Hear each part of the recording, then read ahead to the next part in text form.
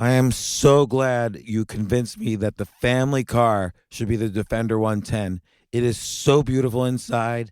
It's so comfortable, and it just feels indestructible. Yes, it really is. I've been waiting a long time for the new model to come out. The Defender 110, I'm telling you, it's my favorite car of all times. It's my third one. You know, I have stories of going off-road. The guy managed the group. He was like, what are you doing in this beautiful car? I'm like, I'm going off-road. He's like, are you sure? Because you can use one of ours. And then they look like Mad Max cars. I'm like, no, we're going to do this. And he was shocked. Wow.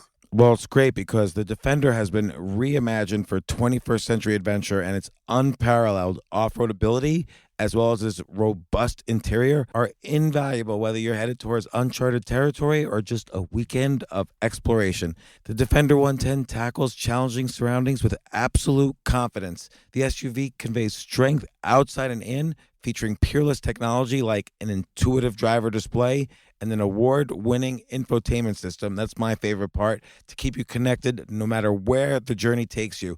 Adventure is unique to everyone, and so is the Defender. Choose from the two-door Defender 90, the four-door Defender 110, or the larger Defender 130 with the ability to seat up to 8 passengers. You'll find uncompromising performance in all three.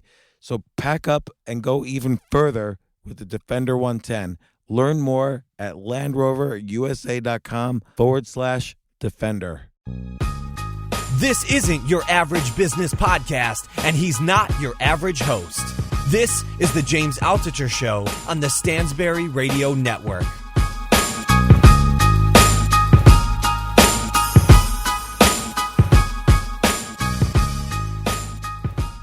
So I have with me Jairek Robbins, and welcome to the show. Thank you for having me. Author of Live It, which, by the way, we've been going back and forth on Amazon in the success section or the motivational section. Number 1, number 2. Sometimes you're number 1, sometimes I'm number 1. I really don't like it when you're number 1, but I'm cool with it.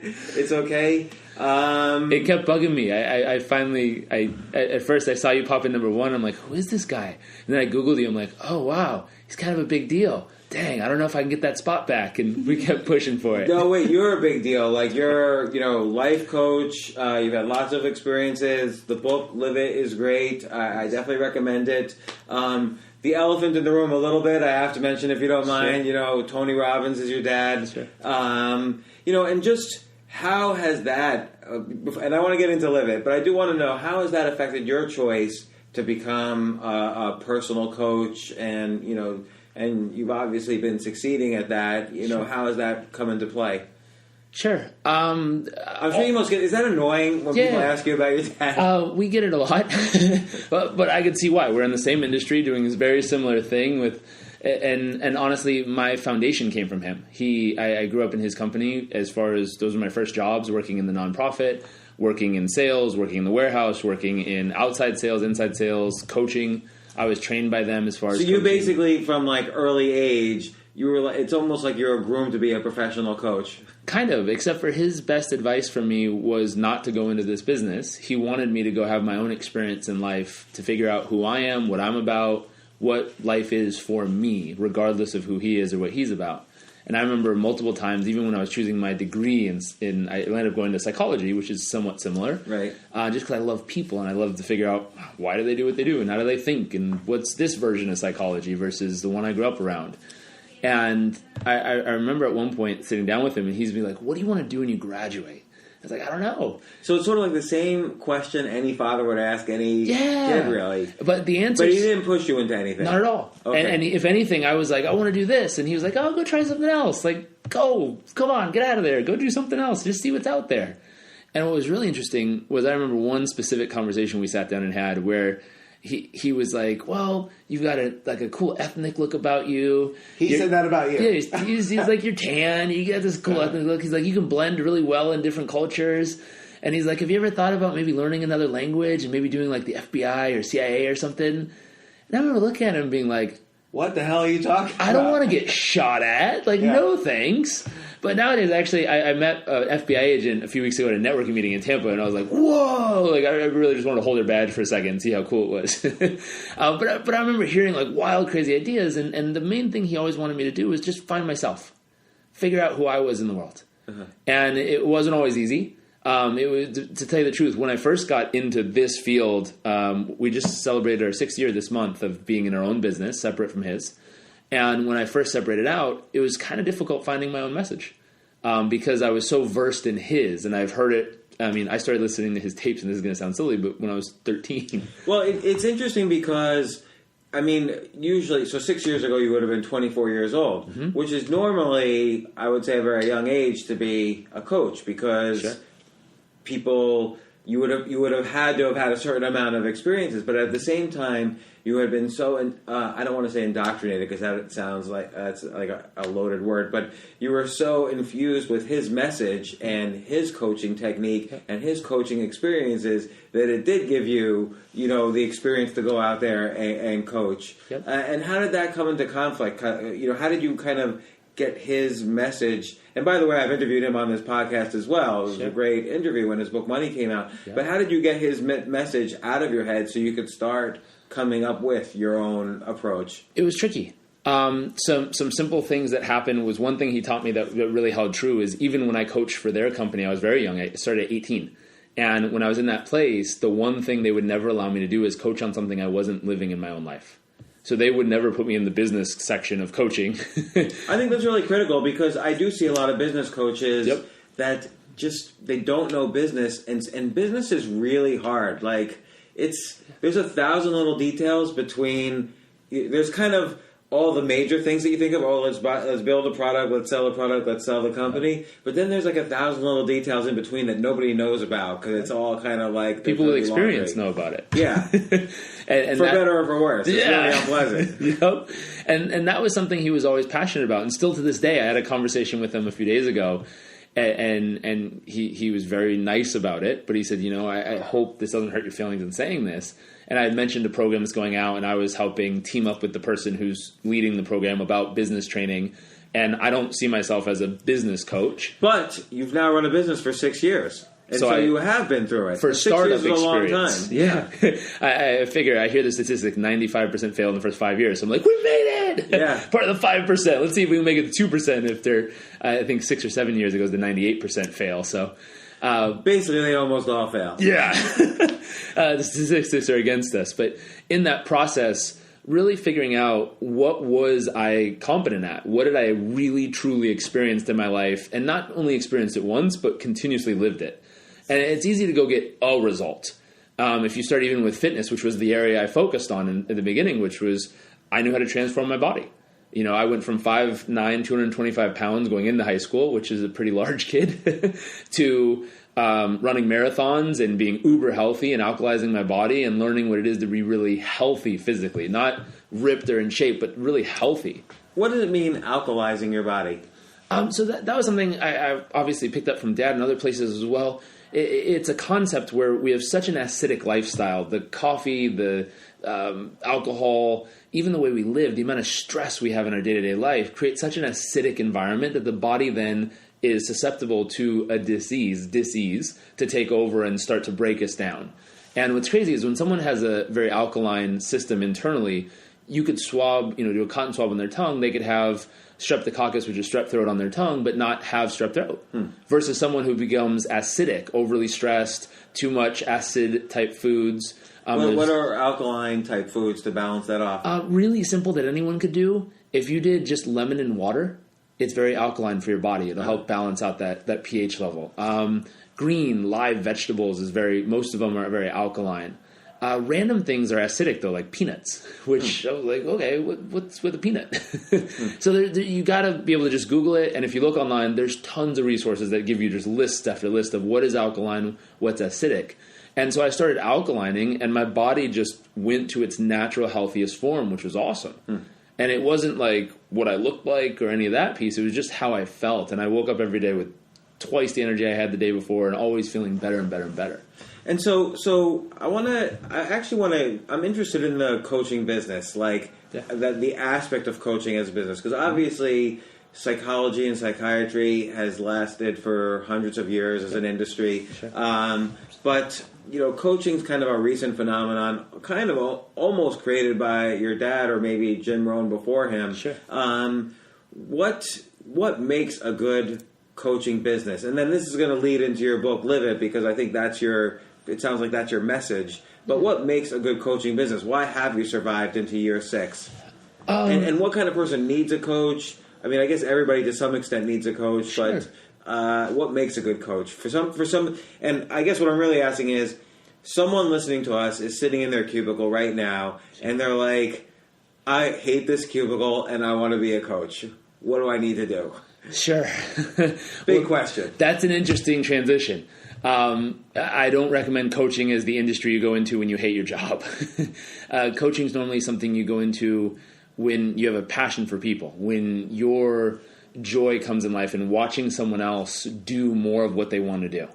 And in the beginning, I always learned to separate a coach from a mentor from a therapist or a counselor. And a therapist or counselor helps you work through past issues you've struggled with in a way where you don't know how to get through those, and they help you. But don't you feel, I feel like in your book, Live It, you've done that with some of the people you coach. We pulled some tools in. You know, like people who struggle with different, business concepts. It could be because of some fear they've had in the past. And so we pull some of that in, but we stay away from hardcore counseling. We're not here to talk about the last 53 years of your life and how we're going to do that and what it all adds up to.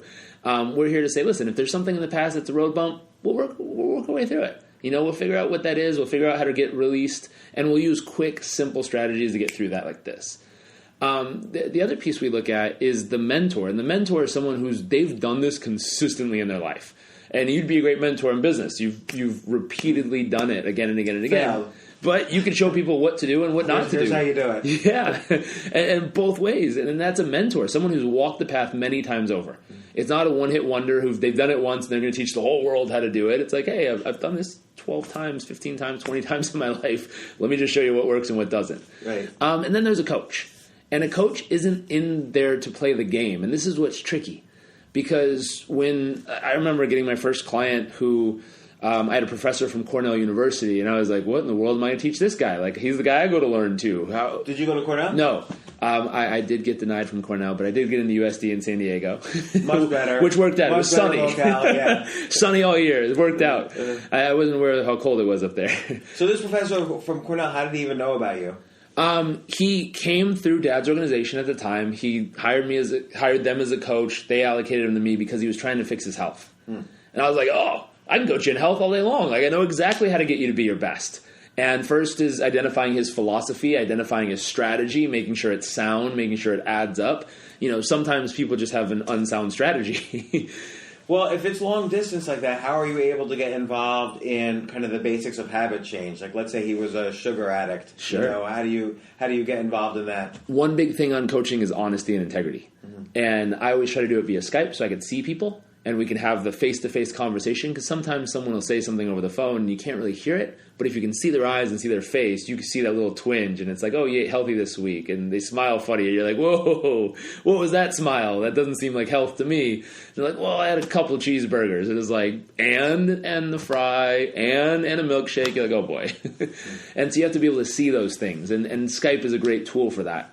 So do you think in that sense coaching almost makes you kind of like a professional accountability partner? So like you have to do this, and this checklist to be healthier. They know it also, and then they become accountable to you whether or not to do that. And what's fun is, depending on how in-depth you want to go with somebody, we use everything between habit tracking apps now, where as they check them off, I can go and look at their file, and I can see what they're checking off every day and if they're doing it.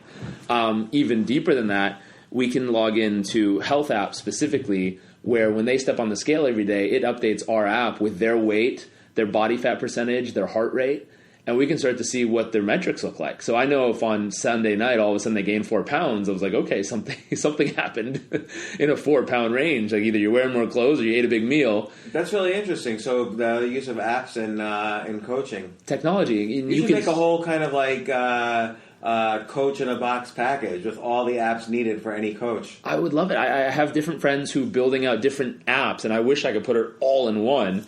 Yeah, you should, because you can sell that. Let's say negotiate a discount from everybody and have a kind of a general Groupon offer for all coaches. Yep. That would be a great. Okay, I'm just giving you a great idea right The now. one thing I always wanted to do is figure out a coaching app that would not only allow me to track my clients, but allow everyone to track me as a coach. Because so why now, do they need to track you as a coach? For accountability of coaching. Because if I have clients that are working with me that are not being consistent with their actions or not getting the goals they want, that means either A, I'm a horrible coach, or B, I'm not the right coach for them. You know. And now it causes integrity, because if they're not the right client for me, I do not need to keep them in my business. I need to fire them from my business and get them to a better coach that fits their style. So let's think about that. So one idea is right now there's kind of a spoke and wheel approach. You're in the middle and you have all your clients are at the wheel. Yep. What if they had kind of Jairek, Robbins, or Live It meetups? Yep. Actually, a Live It meetup. Are they all living it? Sure. And then they can discuss with each other. You remove yourself from the equation a little, but that makes you like Google. Google removes itself from the equation. Google doesn't do anything but send you away from their site as fast as possible. But then everybody goes back to Google. But if you had these kind of meetups of your clients, then they're going to discuss you and how they're improving, and also they'll help improve each other. Ultimately, you're still in the middle of the wheel. Yeah, that philosophy that they'd be able to consistently tap into and go away with. Yeah. That's awesome. And so that was part of the concept with coaching nowadays, is using all the technology to track, to measure, to be a part of their life. And now some people don't like that. I remember when Why wouldn't they like it? Because they feel then it's too exposing, or they don't want to be as authentic? It feels like Big Brother, because someone's always watching. It's like, how much data are you gathering on me? And what are you doing with it? So confidentiality is a big thing in coaching. We work with clients from all different ranges and all different companies, and the bigger and fancier the name of the business and company, the less they want to be tracked and monitored. What's it like? And I'm just trying to understand the mechanics of the business. Sure. Because I think your success as a coach is related to all these things, relating from the conciseness of your message to essentially how you charge. So how does the charging work? Like, does an individual pay X per month, or what does it look like? It's different. In our specific business, we have a monthly rate, and we always work with people in 6, 12, or 18-month increments, just because... So they sign up from the beginning. I want 12 months of coaching. What's the average price for 12 months of coaching? For us specifically, we do $997 a month. So $1,000 a month, 2 calls a month, and then I do my best to track them in every other way possible. So it's not, hey, you get 2 hours of time and that's all I'll ever talk to you, and your time's up, goodbye.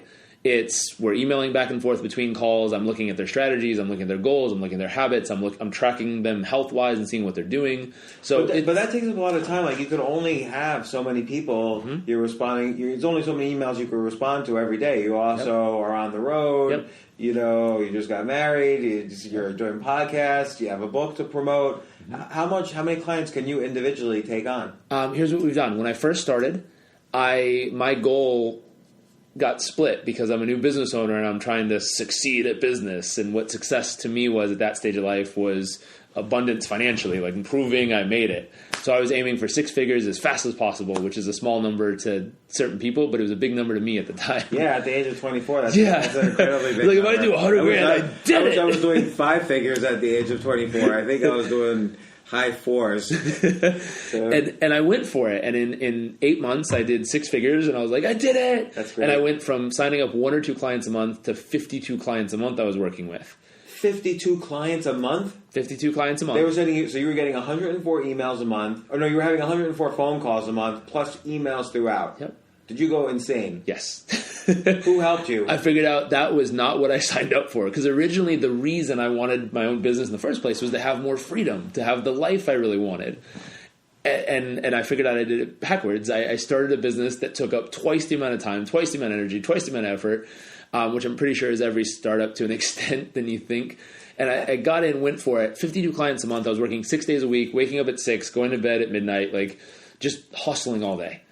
And what happened at that point is I realized, charging-wise, 2 things. A, it was okay for me to raise my price at that point from $500 a month and be like, okay, maybe I could charge more than this because I'm full. I have no room.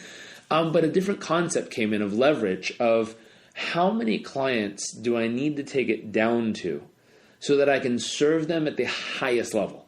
Meaning I can track them, I can email them, I can monitor them, I can see them. Because at 52 clients, I started to lose track a little.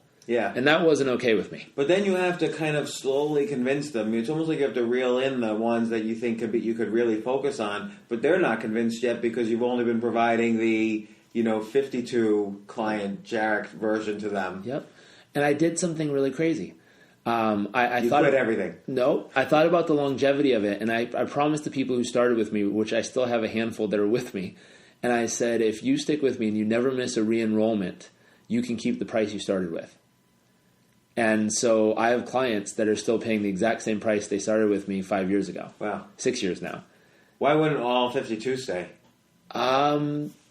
Just whatever they were working on. Right. Some people achieved that goal. They're like, hey, I got it. What do I need to coach for now? I've got it. My systems work. Everything's flowing. It's effortless. It's working. I think that's a great aspect of coaching versus like therapy. Like therapy seems like this doctor you go to forever. You're never cured. But like coaching does seem more tactical. Like, okay, I have a problem dealing with this health issue. I'd like to be down to this number of pounds or health or whatever. Yep. And okay, goal achieved. No more coaching for now. And people use it for different ways, just like a personal trainer. Mm-hmm. Like you go to the trainer, you get your goal, you've got it, you're good, you've got your routine, you've got your rhythm, you stick with it. Now, usually what happens is someone will disappear for 6 months, a year or so, and then when they're ready to work on a really big goal, something that they know is going to stretch them, they come right back and they say, hey, let's do it again.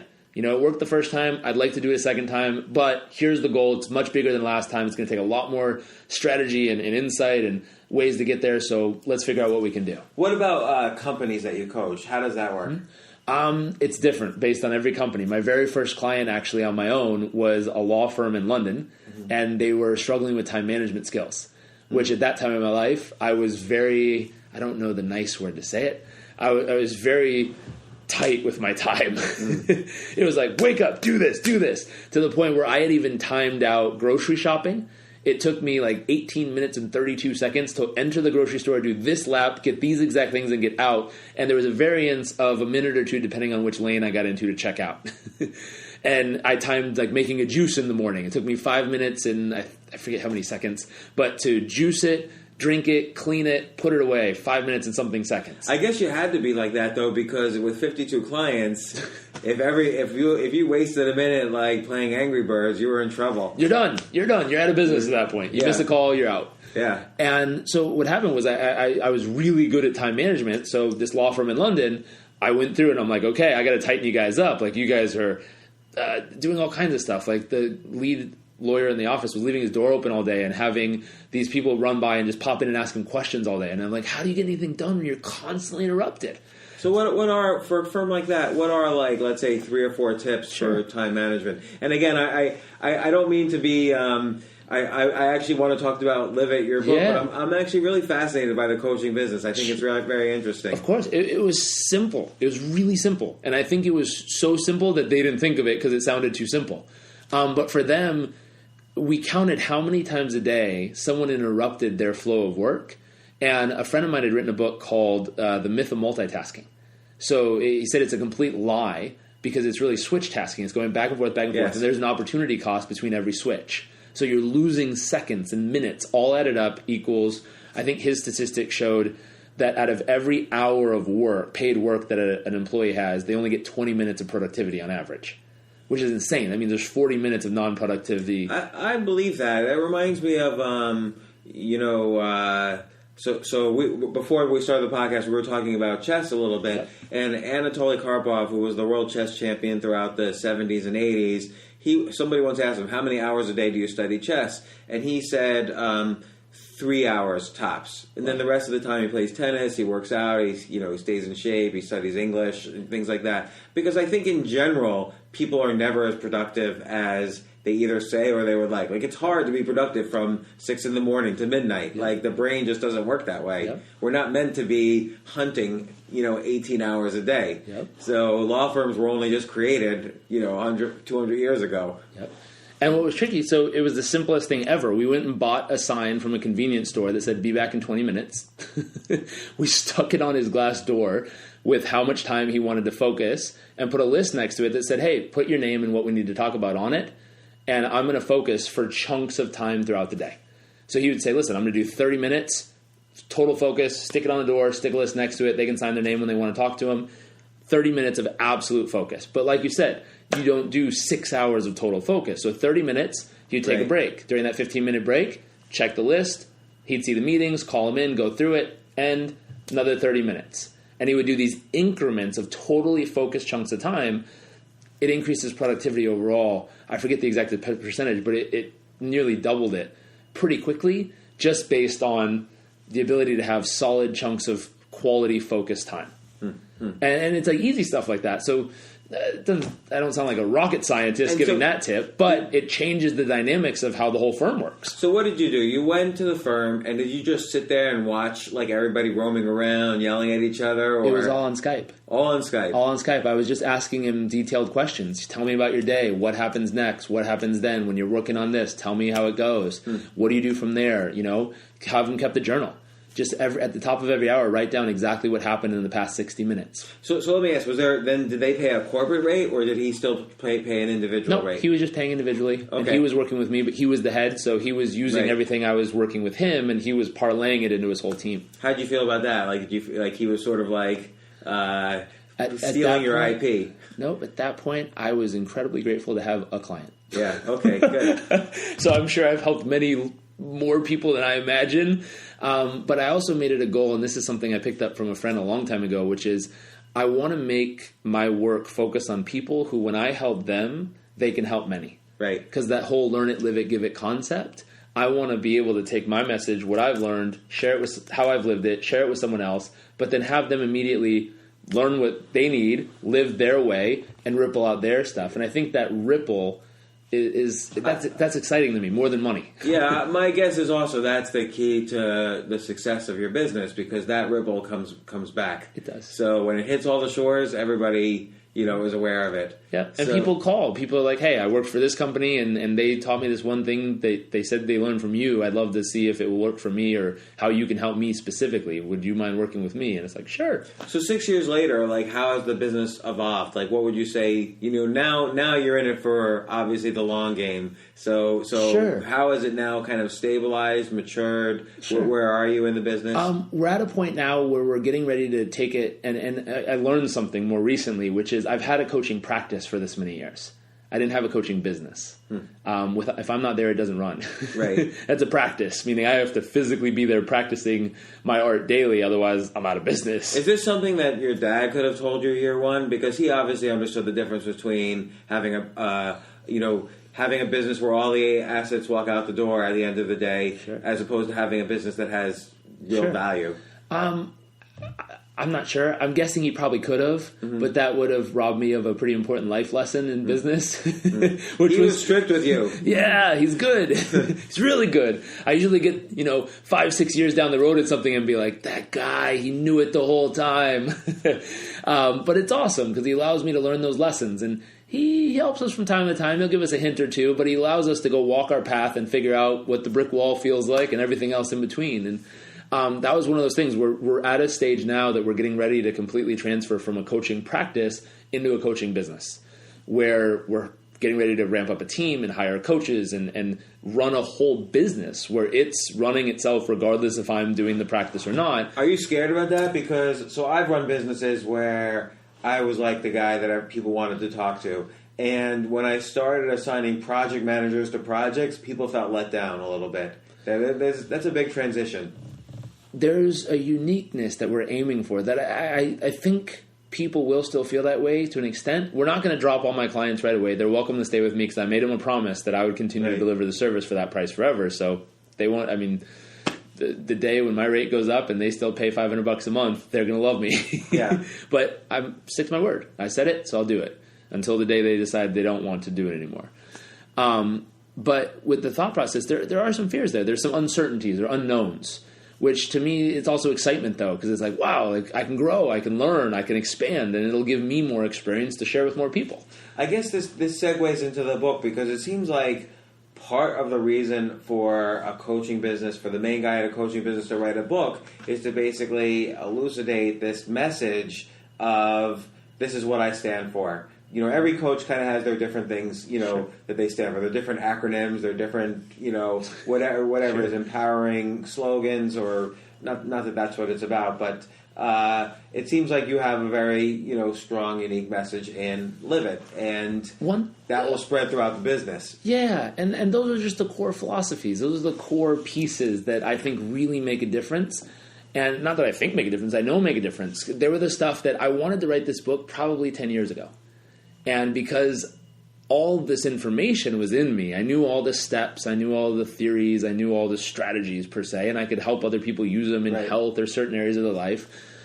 But when I really looked in the mirror, for some reason, I just couldn't finish the book. I remember writing about 98 pages of it 7, maybe 8 years ago now. I wrote 98 pages by myself on a computer one day. Just sat down, and I think I wrote for like 2 or 3 days, and I wrote 98 pages of this content. This was my book. And then why'd you stop?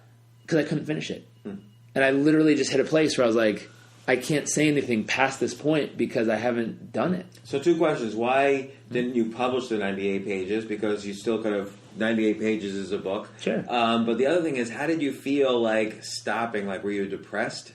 It was frustrating. But it wasn't frustrating from a like, oh, this is horrible. It was frustrating of like, dang, as much as I want to believe I'm maybe a step or two further than I am, like this is reality.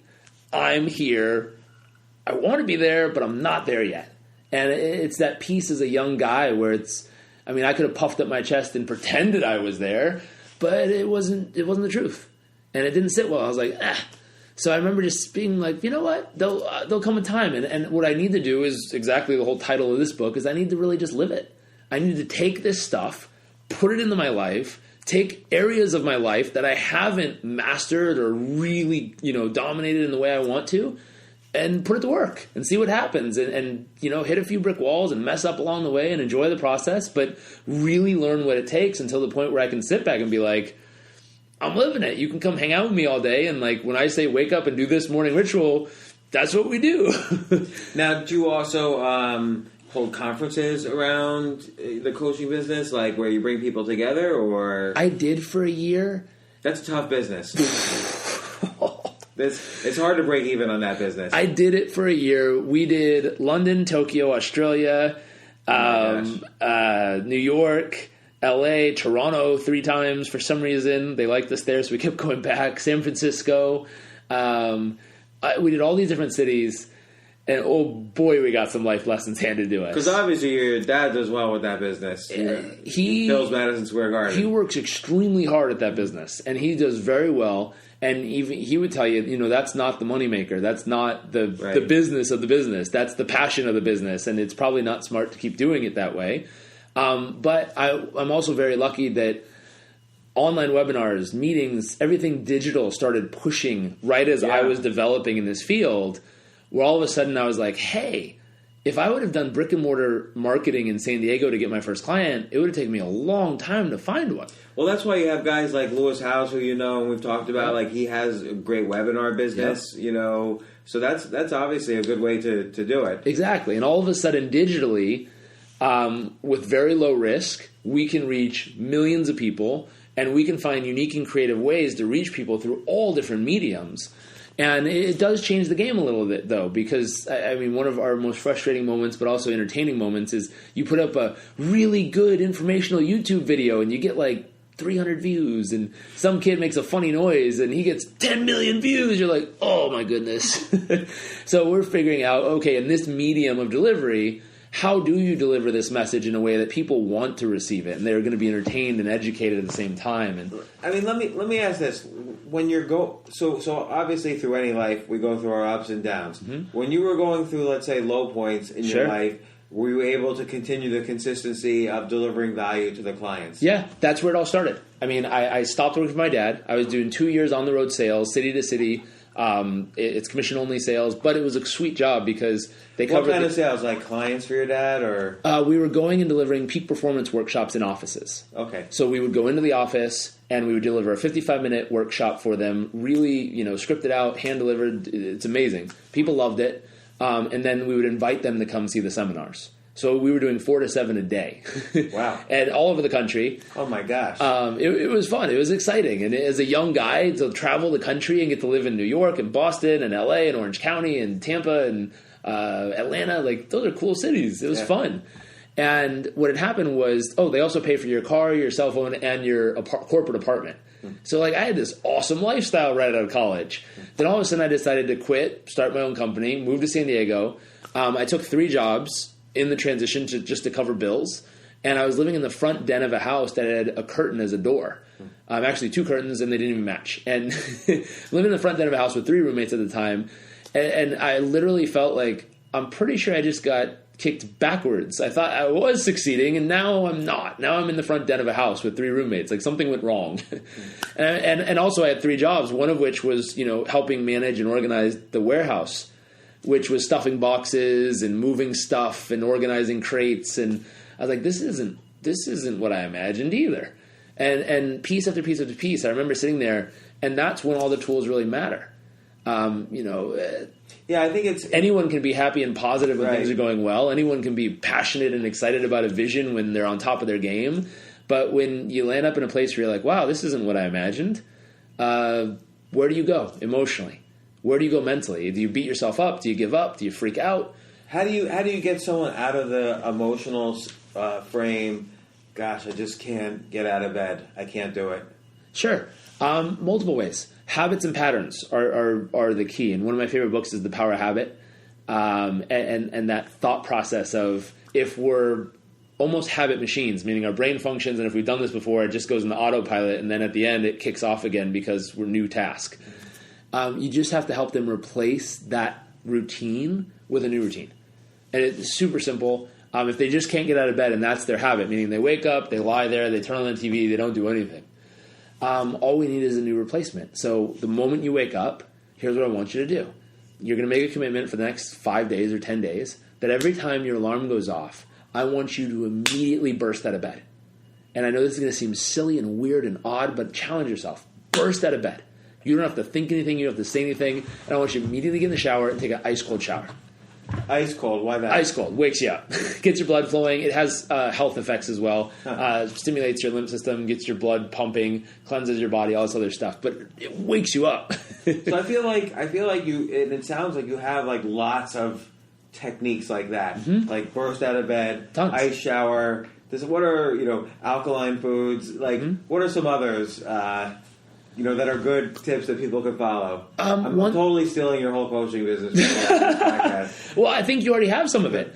I was reading your book, Choose Yourself, right? Yes. And as I was going through it, you talked about your 4 areas you focus on, right. Mental, emotional, physical, spiritual health. And some of the things, we do the same thing. We focus, I just called them something else, but the majors of life. And pick one daily habit or ritual you can do in each major category of your life that'll help you make progress. Yeah, that's a good way of putting it. Like, pick one area. Even if all the areas are hard, pick one. Keep it simple. And not to quote your dad, but he told me the story of moving the target closer when he was training sharpshooters at the age of 24 when you started your business. Yeah. So. And I would say it even simpler. In that book, The Power of Habit, it talks about a small win. So when you can get someone who doesn't feel like getting out of bed to have a small win first thing in the morning. What's a small win in this case? Making the bed. Making the bed, all right. That ain't hard. Everyone can do it. You read the Art of Tidying Up by Marie Kondo? No. Oh yeah, I would recommend that. She talks all about like how important it is to be basically cleaned up. Well, it's interesting. From a woman's perspective, I learned this from another woman author who talks about women, and she goes, men don't realize women have, it's not a voice, but the environment calls to them. So when a woman is walking through a room, if a pillow's out of place or the dishes are dirty, the dishes will kind of call out and be like, hey, why haven't you cleaned me? And the pillow will say, hey, why haven't you straightened me? And the socks will be like, hey, why haven't you taught him how to put me away yet? And so the environment speaks to them energetically and emotionally. So for that tidying up thought process, the biggest thing for a woman is learning what has to happen for her environment to be quiet. It's really interesting because my wife does go through that a lot. And so what we decided after reading this book, and this was part of the advice of the book, we threw everything out. We literally threw out all of our belongings. Like we have nothing left. And then suddenly everything's tidy. Yep. There's nothing to tidy up. Yep. Like we just have some Clean clothes house. and that's it. I think the scary part of that same thing I was reading and learning from about this is the guy said, even when we're making love, they're still thinking about all this. She's That like, is yep. scary. Well, when you go to a hotel, why do you think it's so much better? I'm glad we threw everything out then. But the thought is, when you go to a hotel, why is it so much better? Because the room is tidy. Right. Everything's quiet, so she can relax and enjoy herself versus being like, pillows are yelling and dishes are talking and all this stuff. And whenever you say that, women are like, I'm not crazy and I don't have voices. And it's like, no, the environment's just pulling energetically at you. So what... Yes, we do have tons of strategies. And one thing, that whole learn it, live it, give it philosophy is what I'm constantly striving for. So let's talk about that. So learn it, describe that. Learn it. Figure out what you want in life. And everyone's version of success is different. So some people want to be president, some people want to own a company, some people want to be a great wife or mom, some people want to be just have a good day. Well, what if let me challenge that for a second. Mm-hmm. What if somebody wants to be a mom, for instance? Sure. Or what if somebody wants to be the boss of their company? Yeah. How do you know that's a real, thing they want, or that's something they've just been taught by their peers and history and universities and governments and colleagues, that it's been something that they think that they want, but it's not really what's going to deliver them happiness? Yeah. Well, there's a set of questions I picked up from it was a oneness conference in Fiji with a group of monks from India, and they were teaching this process, and it was ironic because my dad was actually teaching this one segment, and this one segment, it's ironic how it linked up, but there were 4 questions, and one is, who did you always want love from as a kid? And not who you got it from, but who you wanted it from. And it's usually a person that didn't give it to you as much as you desired.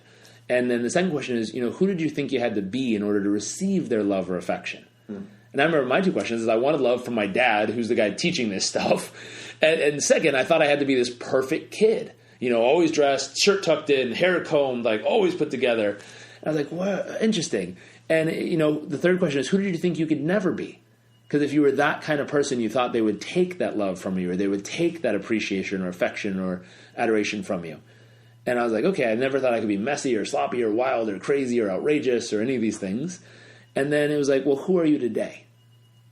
And who are you today for a lot of people is just a reflection of who they thought they needed to be as that kid wanting that love or attention or affection.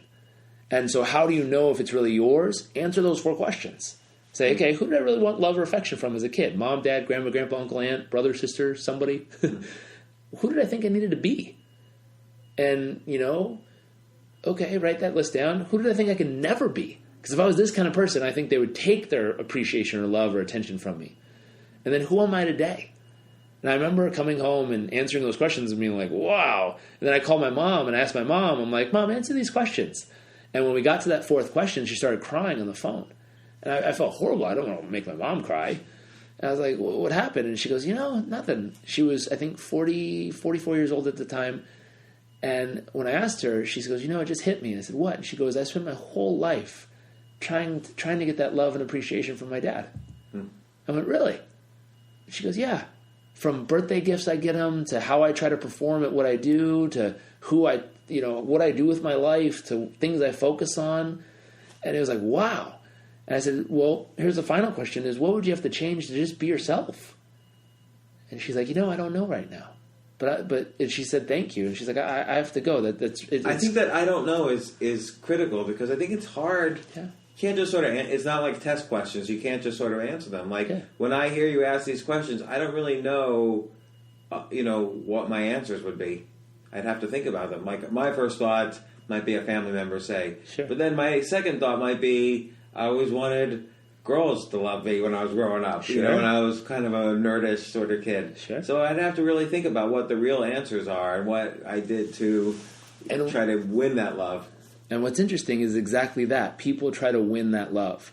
They put on their mask. They put on their, thought of who they need to be, or their presentation of themselves for the person they think they need to be all these years, versus getting down to the person who they just really are. So that's sort of like what to unlearn, but now what do I learn? How do I learn what I really want to do? So once you, and it takes some thought, it takes some time to figure this out. And once you figure out that final list of, what would just allow you to just be yourself, now based on you just being you, what do you really want with your life? From that person, from that core of just the authentic, real, natural, totally you version of you, what would be your perfect day? What would be your perfect day-to-day life that you'd want to achieve, that if you could live that kind of day-to-day life, you wouldn't trade it for anything on earth? I feel like a lot of people do want to achieve something, like they want to achieve some greatness in something or be known for something. Sure. But do you find, like, I often feel like I don't want to achieve anything. Like, sometimes it's good to not want anything, really. For most people, when I ask them this question, it's really fantastic because it starts off with like, well, I would be earning this or doing this or leading this or doing this. And then you keep digging and you get to some really, really beautiful moments of people's lives. And I'll remember specifically, there was a gentleman who flew in from Ireland. I think we were at an event in Texas. I was one of the co-teachers of the event. And I asked this question, and he stood up and he said, my perfect day, he said, I don't know the whole day, but I know the morning. My perfect morning would be waking up, getting to have breakfast with my little girl, and getting to take her to school. And I said, really? Why? And he said, Mom and I got a divorce a while ago. She lives with her mom. I don't get to see her all the time. But if, there's nothing more special than that. If I could wake up, have breakfast with her, take her to school, and just have that moment to start my day, I wouldn't trade it for anything on earth. It's like, wow. Like, that's not overly complicated. That's not, to figure out the marriage and everything else that goes in there could be complicated. But that simple act of just living is what this man really wants to feel alive. And that's the type of day he wouldn't trade for anything, those moments. And was he able to achieve it? It's something that I didn't follow up with him, but he made it. He said, listen, this is an absolute must. In the next 30 days, I'm going to find a way that at least so many days a month I can make this happen. And I don't care if I have to rearrange my work schedule, if I have to clear stuff, I'm going to do it. Because if I were to die that day knowing that I did that, I'd die happy. And that's the kind of piece I look for in people of what would that day have to be that if it was your last day, you'd go out with a smile on your face knowing that you really lived. So I guess that leads to the live it. Yep. And that's the whole chapter 1 concept is what is that day for you? What would it be? And yeah, you call it the ideal day. Yeah, What's your ideal day, your perfect day, your whatever day you want to call it. I call it your ideal day because it seems like a good term. But if you were to live that absolute ideal day, what would you do? Who would you be with? Where would you go? How would you feel? What would be possible on that day? How much energy would you have? Who would you share lunch with? What would you have for lunch? Just simple questions that when you can really define that. And for most people, the average person I ask the question to, usually when they're stressed out and working, their answer is like, margaritas, Maui. You're like, okay, that'd be boring after about a week. Right. So then people don't realize do? that, though. People think that's the goal. That's the goal. Yep. That they're finished as a human when they make $10 million and then they go to Maui and they're done as a human after that. And so how do you get them to overcome that kind of illusion? Here's what I first did. I had an experience where I went around the world on a ship as a student. Africa broke my heart open in a beautiful way and taught me how the rest of the world lives, the majority of the planet lives. And I was, urged just spiritually to go back. And so I went and spent 3 months living in a village there, teaching organic farming, teaching English, figuring out how to help, hands-on, physically help people. And in the village we were in, no running water, no electricity, no toilets. Just rural country living in Africa. And it was hard. It was tough living there. And when I got back, I was bent on teaching everyone the fact that they have to stop being so consumed with stuff and they have to start helping. And I realized that they really didn't care. They're like, that's sweet. Good for you. Glad you're helping. I'm going to go buy myself a new TV. I was like, drove me nuts. And what I learned was trying to convince everyone in the world that stuff doesn't matter and only helping others does is a really hard task. And instead of doing that, I remember reading a quote from Jim Carrey that said, I wish everyone could be rich and famous to realize it ain't it. And I thought, I'm like, wait a second, what if that's the secret? What if the secret isn't convincing them what they want is the wrong thing? What if it's just helping them get there faster so they can have it go, oh, this isn't it. Now I can have their attention. Now I can go, oh, that's not it? Come try this. See if it is for you. And what's interesting is that's the strategy I came up with probably 5-6 years ago was I'm going to help people get to their results as fast as humanly possible so they can realize it ain't it. And at that point, I can help kind of nudge them towards things that might be a little bit more fulfilling on the journey. What's an example where you got someone to achieve their goal and then they came to you and said, hey, that wasn't it? Sure. There's countless. I'm trying to think of a specific one, but anything between, someone starting a business and making money, thinking if I can just make enough money, then that'll solve all my issues. They go out and make all the money they're after, and they're like, now what? Now I just want either more money or I have to kind of choose something else. And a specific story of someone who just came on a retreat. We weren't the cause of him making all his money, but it's a young guy. He's 30 years old. He started Chinese fast food restaurants in London. He built them up to the point at which, over the last so many years, he had about 50 million pounds in the bank, so about 100 million US dollars. Pretty well for 30. Sure, yeah. Pretty well for anybody, but 30, the guy's crushing it. He bought his Aston Martin. He did all this stuff. And I'll never forget, because he had everything he ever wanted. And according to his dad, he wasn't going to make it anywhere in life. And so he bought his dad's stuff and took him places and did all these things. And I remember him sharing a story where he told us, he's like, I was depressed and to a point suicidal. I got everything I wanted and I wasn't happy and I was so just frustrated. And I said, what happened? And he said, a friend of mine, I was literally contemplating ways to kill myself, really, truly.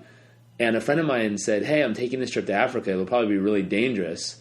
So I don't know if you want to come. And he was like, dangerous? Perfect. Almost like he needed to challenge himself. Yeah, he's like, I could die possibly? Perfect. I don't have to kill myself. I'll just put myself in harm's way. We'll see what happens. He went there, and he had the same experience I did when he got there. He saw people in so much need that it activated something within him that said, wow, I can help. And I think this is one of those pieces when you get people to a certain extent where they feel like their basic needs of life are handled. And basic needs might be they have the house they wanted, or their family is taken care of, or they're living the lifestyle they wanted, or their business is finally working, whatever that is. Their health is good now. They stop thinking about themselves and they start looking around at other people. And the moment the eyes go from me, my stuff, my goals, my things, my stuff, to, whoa, look at these other people. Wow, I can help that person. I know that. Or, hey, I have something. Here, take this. The moment that transition happens in a person, they seem to flourish. For this young man, being that he had so much money, he started handing out money to people thinking it would help.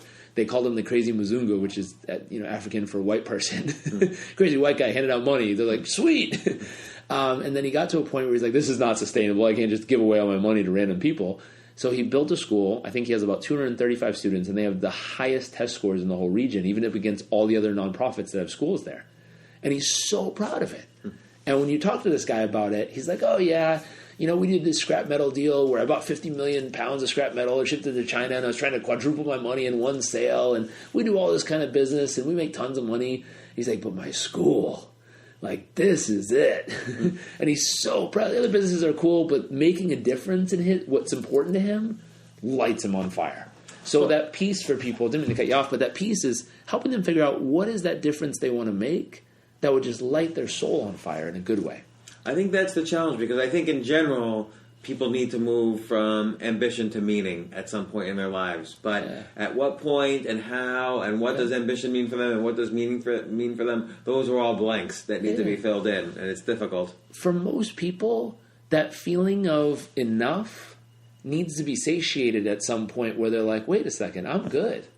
According to my belief system, my outlook on life, what I think is important, I have enough.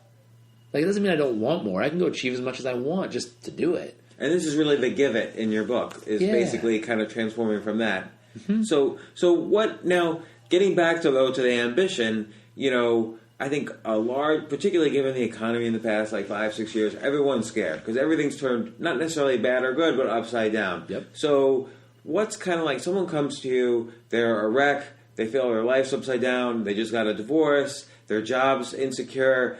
What's kind of how do you kind of write the path initially? Sure. Get everything on the straight path so they can kind of continue work with you. Yeah, ideal day and small wins. So that thought process, what's their ideal day? That's the most important thing. Just start with the ideal day. I would love to ask them their 5-year vision, but most people pass out. They're like, 5-year vision? It can change. Everything can change, right. Businesses come and go in 5 years. Everything changes in 5 years. 6 months, I don't know what's going to happen. So saying, what's your big long-term plan freaks people out. So if you just start with a day, and they go, okay, here's my day. Say, okay, let's turn that into reality.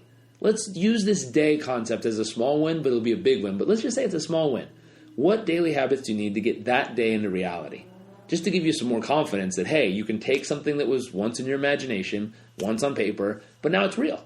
And if you can turn nothing into something, real, tangible something, all of a sudden people have confidence of like, wow, if I could turn this writing on paper into this reality, just in daily living, simple things I do every day, what else can I do this with? Then we say, okay, now let's raise the bar. What goal do you want?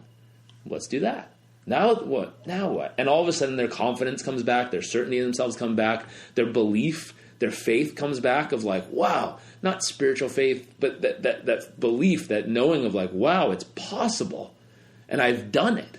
And they start to get momentum. And at that point of momentum, now you can start raising the bar, adding in more things, and going. And at some point, it always happens, you add a little bit too much, and things start to go haywire. All of a sudden, their health starts dropping, and then they're stressed out, and then the kid did something, and then something else happened. And you're like, whoa. But that kind of underlines that the ideal day might be different than what they initially thought. And it usually changes. But at least start with something. Right. And along the road, natural things happen. I mean, one thing we talked about in the book was 3 opponents. So, you know, you're going to have the best plan in the world, and I guarantee at some point one of these 3 opponents, if not all 3, will show up. And I use them as an exciting point of progress instead of feeling defeated. And the first is an outside opponent, meaning you're going to say, this is my plan, this is what I'm doing, and someone's going to go, that's ridiculous. You're like, what? Why? Like, you know, I'm still nervous about the plan. You don't need to tell me that. And then eventually you'll get through them and you'll keep working. And then, you know, the intimate opponents, a family member, a wife, a kid, someone who really knows your buttons will be like, why would you do that? Like, that'll ever work. Remember last time you tried and failed? And it's like, really? You had to kick me in the face right at the moment when I'm about to take the big leap? Like, that's just rude.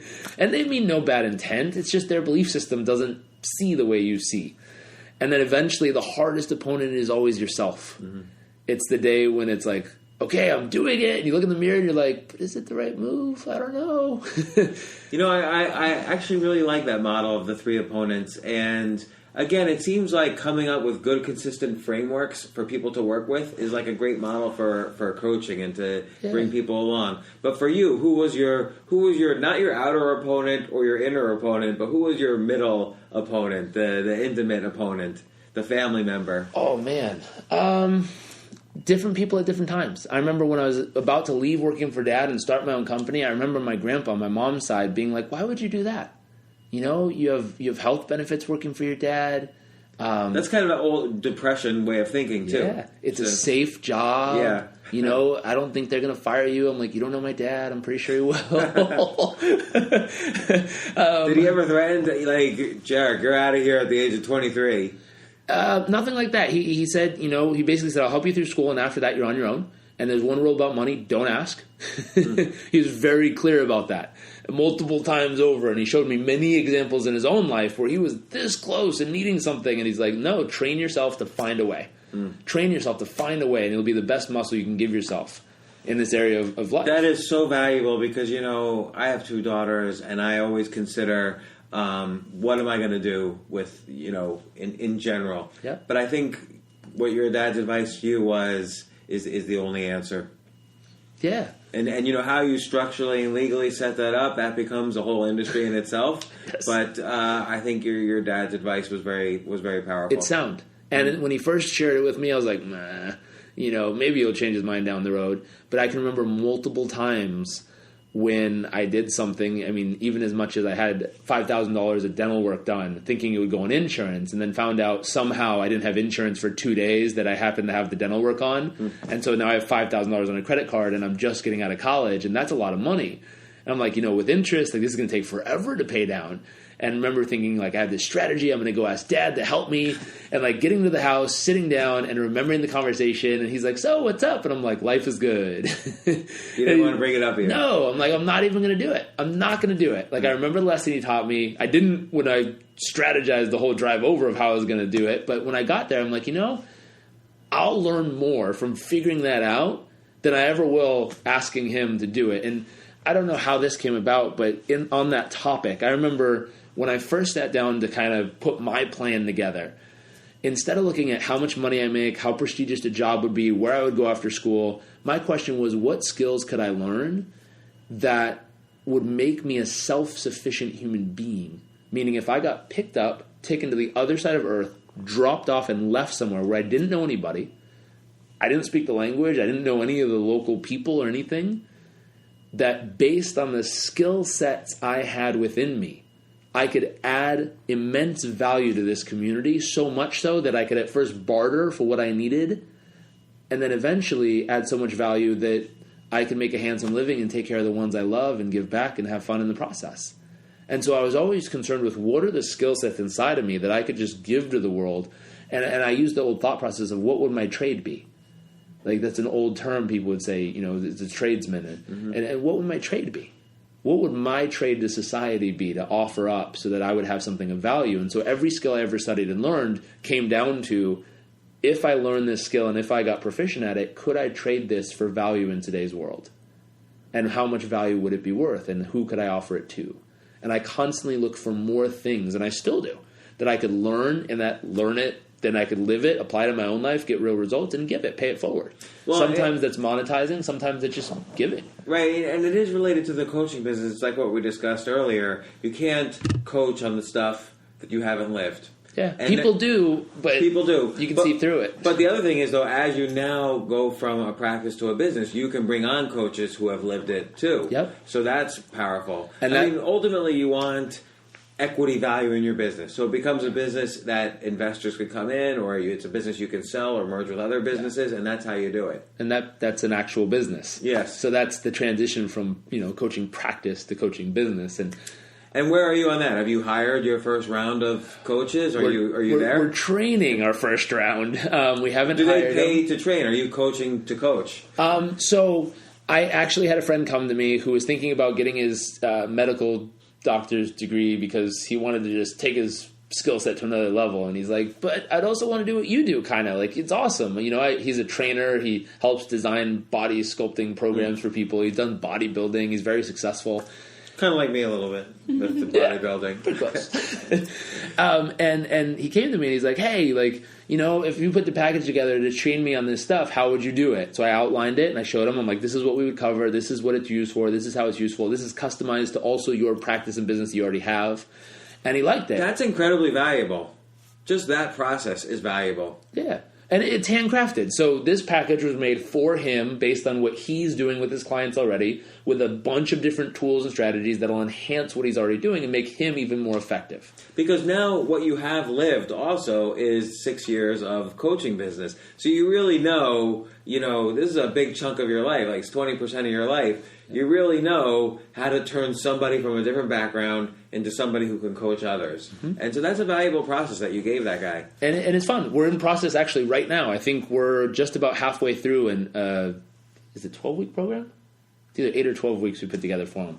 But every week we meet and we go over 3 tools and we show him how to use it. Throughout the week he uses them on various clients, comes back, asks questions. We make sure he's really getting the result. He uses it himself. He's loving it. And you have hooked him up with the clients to work with? Nope, he already had clients. Okay. He was personal training, but in personal training, you hear people's life stories and you see their situations. But now he's using these tools, and he's like, "Dude, this is awesome." He got a testimonial on his first day with his first client, someone he had already worked with in training wise.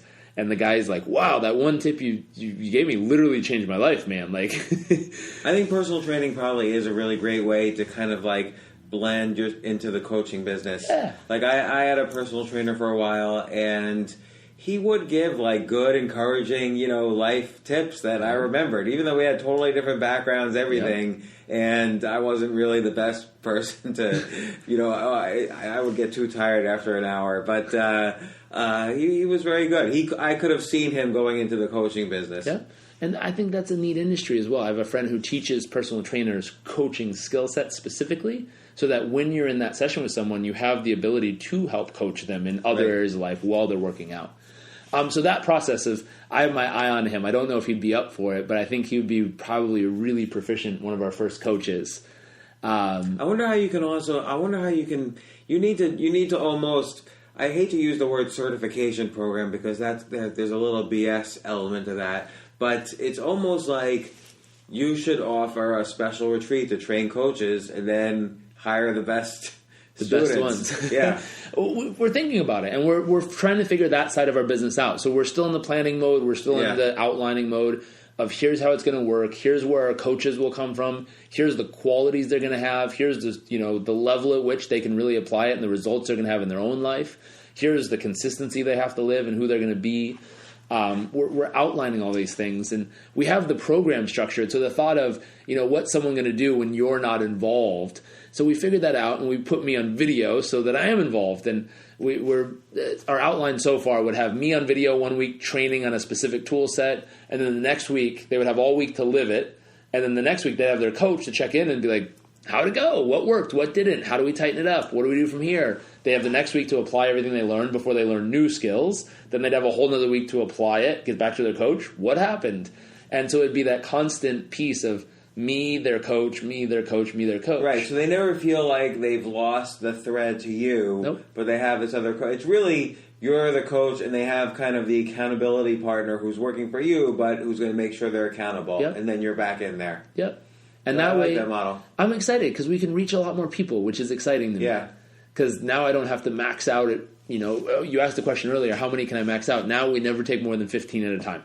Right, well, you want ideally, you want to be as scalable as possible. Unless you're happy Yeah. with the way things are, but Yep. you ultimately want to be scalable. I do. I want to reach more people. Mm-hmm. It's exciting to me. I mean, if we could, instead of saying, hey, we got to work with 30 people this year or 15, 20 people this year, it's like, hey, we got to work with, 2,000 people this year. That was a pretty cool year. Like 2,000 lives changed because we were a part of them for this year. I feel like in this interview we got live it times 20. Like we got the live it, and we got all the inner workings of your coaching business. But I definitely recommend people read Live It. It's a great book. My wife and I have read it, and I think you really do give a good framework for living a better life and exploring, more importantly, exploring how to find that better life to live. So I highly recommend the book. I hope you consistently beat me. I'll stay number 2, and you can be number 1 for a little while. I checked this morning. You're back at number 1. Back at number 1. I had 2 1-star reviews though, so you'll get back there. So fair enough.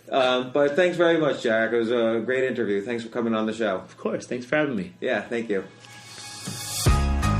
For more from James, check out the James Altucher Show on the Stansberry Radio Network at stansberryradio.com and get yourself on the free insiders list today.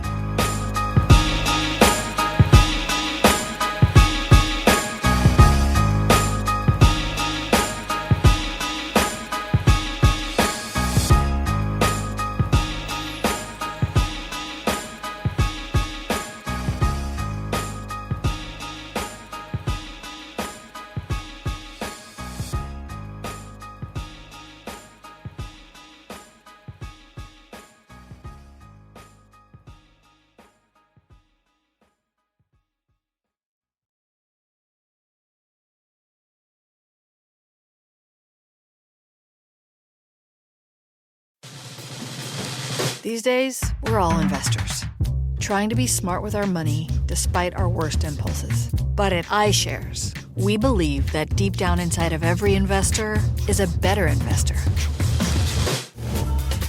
One that's just waiting to be let out. Explore iShares ETFs and insights and let your best investor out.